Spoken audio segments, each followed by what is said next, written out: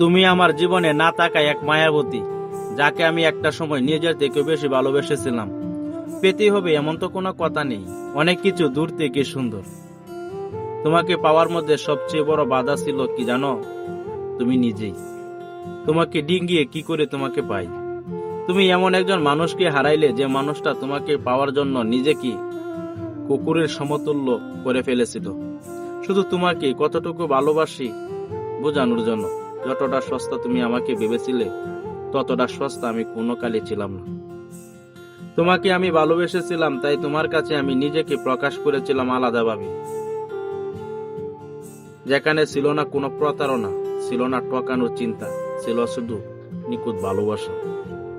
অথচ তুমি আমাকে সস্তা ভেবে বসলে, আর তাতে তুমি আমার জীবনে টাকা আর না টাকা কোনো প্রয়োজন মনে করলে না। তুমি ভালো করে জানতে তোমার সাথে কাটানো স্মৃতিগুলোকে আমি অনেক যত্ন করতাম, আগলে রাখতাম আমার ইমোশন দিয়ে। আর তুমি এটাও জানতে আমি কখনো তোমার ক্ষতি করতাম না, তোমাকে তোমার পরিবারের কাছে ছোট করতাম না। জানি আমার জিদ বেশি, আমি বেয়াদব, কিন্তু তোমার সাথে সম্পর্কটা স্বার্থের জন্য করিনি। আমি তোমাকে সত্যির মনের গরিব থেকে ভালোবেসেছিলাম। দিন শেষে দেখলাম তুমি অন্য কাউকে ভালোবাসো, তোমার মনের মধ্যে অন্য কেউ বসত করে।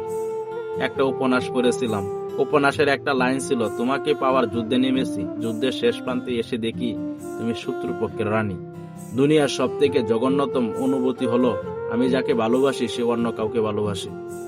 এটা দেখার মতো অনুভূতি আর কি হতে পারে?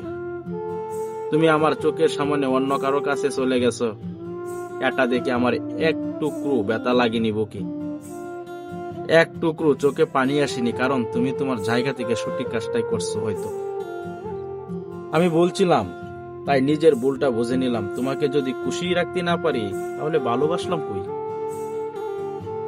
আমার কোনো অভিযোগ নেই তোমার উপরে, কোনো ঘৃণাও নেই তোমার উপরে। আমি আমার ভাগ্যকে বিশ্বাস করে নিয়েছি।